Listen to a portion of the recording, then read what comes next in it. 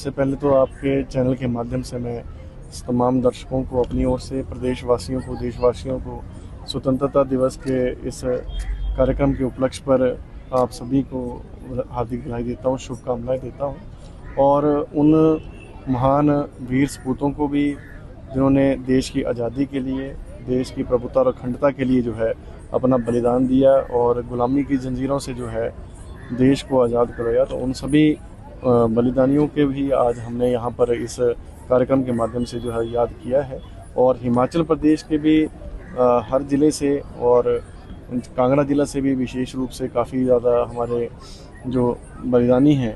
जो सेना में भी जिन्होंने देश की अखंडता के लिए जो है अपना बलिदान दिया है और पूरे प्रदेश से दिया है। और काफ़ी हमारे ऐसे प्रदेश में ऐसे वीर सैनिक हुए हैं जिन्होंने कोई भी जंग हो उसमें देश और प्रदेश की जो रक्षा के लिए जो है अपना बलिदान दिया है। देखिए, माननीय ठाकुर सुखविंदर सिंह सुक्खू जी ने जो है अपनी ओर से प्रयास किया है कि जिस तरीके से आजकल युवा जो है पूरे देश में और प्रदेशों में जिस तरीके से नशा जो है वो फैल रहा है, और विशेष रूप से नशे में अब जो है वो चिट्टा जो है वो प्रमुख एक बीमारी के रूप में जो है वो आगे आ रहा है। और माननीय मुख्यमंत्री जी ने अभी हाल ही में पीछे जो कैबिनेट हुई, आपने देखा होगा कि चिट्टे के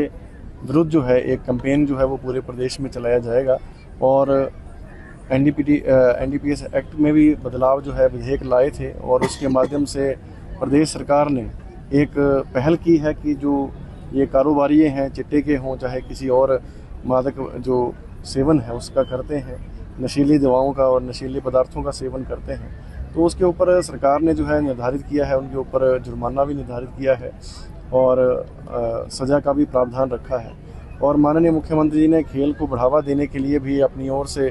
प्रयासरत हैं। उन्होंने प्रदेश में अभी जो पिछला बजट हुआ था उसमें 3 इंडोर स्टेडियम जो है घोषणा की थी, उसके ऊपर बजट जो है मुहैया हो गया है और वहाँ पर भी काम जो है विधिवत रूप से शुरू हुआ है। और आने वाले समय में आप देखेंगे कि जिस तरीके से अगर आपने पीछे देखा होगा कि खेल विभाग ने लगभग जो इंटरनेशनल लेवल पे जो हिमाचल प्रदेश के खिलाड़ी थे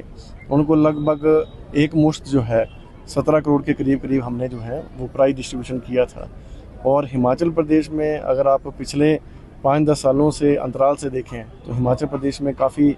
अच्छे स्तर पे जो है इंटरनेशनल लेवल के जो खिलाड़ी हैं वो आ रहे हैं। और माननीय ठाकुर सुखविंदर सिंह सुक्खू जी, प्रदेश सरकार और खेल विभाग जो है अपनी ओर से प्रयासरत है कि उनको जो मूलभूत आवश्यकताएं हैं, इंफ्रास्ट्रक्चर डेवलपमेंट पे के ऊपर जो है वो काम किया जा रहा है और अच्छी सुविधाएं जो है उनको जो है वो। आयुष विभाग में अगर जैसे कि मैंने अपनी स्पीच में कहा कि हमारे जो पंचकर्मा है वो पूरे प्रदेश में हमने पूर्ण रूप से लागू किया है। और 4 हमने टूरिज़्म डिपार्टमेंट के साथ जो है हम कोलैब कर रहे हैं, जिसमें हम टूरिज़्म जो हमारी प्रॉपर्टीज़ हैं उसमें जो है हम पंचकर्मा जो है वो शुरू करेंगे और उस दूसरे राज्यों के तुलना में जो है उसको हम शुरू करने जा रहे हैं, जिसमें हमें जो है अच्छी फैसिलिटी जो है वो प्रोवाइड करवाएंगे। जैसे आप केरल जाते हैं या बेंगलोर जाते हैं, उसी तर्ज पे हम जो है यहाँ पर प्रयास कर रहे हैं। और आने वाले समय में मैंने माननीय मुख्यमंत्री जी से भी इस बारे में चर्चा की है कि जैसे नेचुरोपैथी सेंटर्स होते हैं,